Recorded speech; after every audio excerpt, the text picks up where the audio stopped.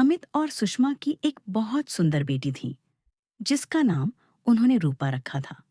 उसकी सुंदरता को देखकर ही सुषमा ने उसका नाम रूपा रखा था।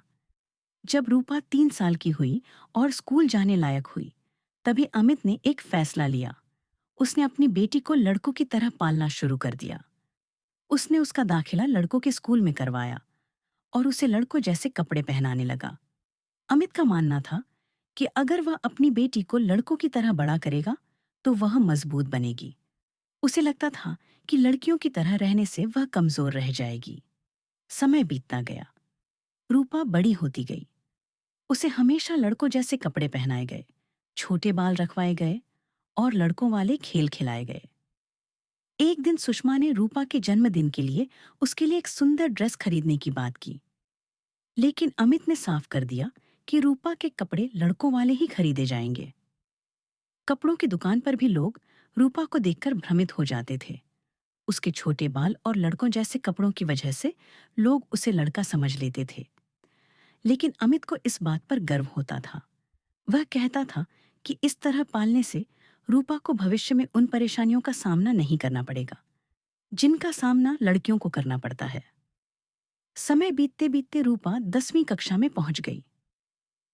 स्कूल में उसने देखा कि उसकी सहेलियां सुंदर कपड़े पहनती हैं, लंबे बाल रखती हैं और सामान्य लड़कियों की तरह जीवन जीती है। धीरे धीरे रूपा के मन में भी लड़कियों की तरह रहने की इच्छा जागने लगी। उसे महसूस होने लगा कि वह खुद को वैसे व्यक्त नहीं कर पा रही है जैसे वह चाहती है। एक दिन वह घर आकर अपनी माँ से अपने मन की बात कहती है। वह दुखी थी कि उसे लड़कियों की तरह जीने का अवसर नहीं दिया गया। वह सुंदर दिखना चाहती थी, अपने बाल बढ़ाना चाहती थी, अपने लिए ड्रेस चुनना चाहती थी। अमित ने फिर वही बात दोहराई कि उसने जो भी किया अपनी बेटी की भलाई के लिए किया। उसे लगता था कि उसने कोई गलती नहीं की है।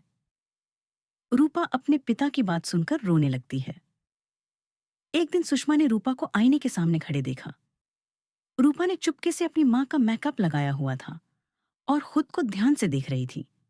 उसकी आंखों में एक अधूरी चाह साफ झलक रही थी। यह देखकर सुषमा भावुक हो गई। उसे महसूस हुआ कि उसने अपनी बेटी के कई सपनों को सिर्फ अमित की जिद की वजह से दबा दिया है। सुषमा के मन में भी अपनी बेटी के लिए कई सपने थे। वह चाहती थी कि रूपा के लंबे लंबे बाल हों। वह उसकी चोटियां बनाए, उसके लिए रंग बिरंगे फ्रॉक और सुंदर कुर्ते खरीदे, उसके जन्मदिन पर उसे राजकुमारी की तरह सजाए। वह अपनी बेटी को बेटी की तरह खिलते हुए देखना चाहती थी। इसी बीच अमित का पुराना दोस्त दीपक अपने परिवार के साथ उनके घर आया। दीपक की दो बेटियां थीं, दिया और सोनिया, जो रूपा की उम्र की ही थीं। दीपक की बेटियां लंबे बाल रखती थीं, सुंदर कपड़े पहनती थीं।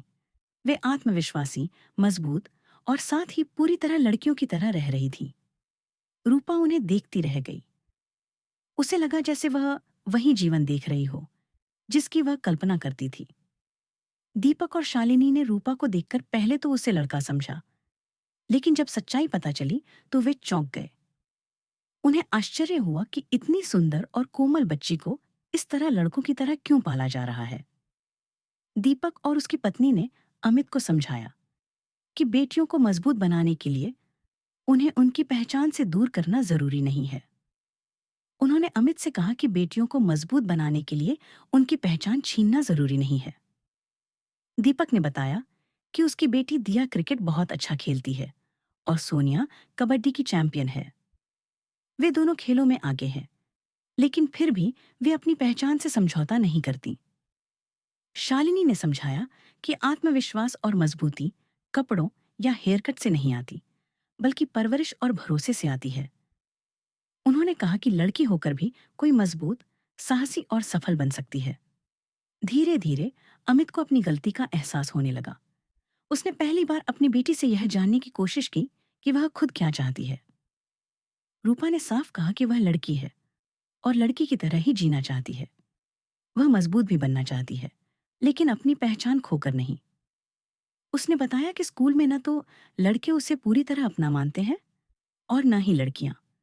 वह खुद को अकेला महसूस करती है। यह सब सुनकर अमित को गहरा पछतावा हुआ। उसे समझ आया कि उसने अपनी बेटी को मजबूत बनाने के नाम पर उसकी पहचान और इच्छाओं को दबा दिया था। अंत में अमित ने अपनी गलती स्वीकार की और रूपा को उसकी पसंद के अनुसार जीवन जीने की आजादी देने का निर्णय लिया।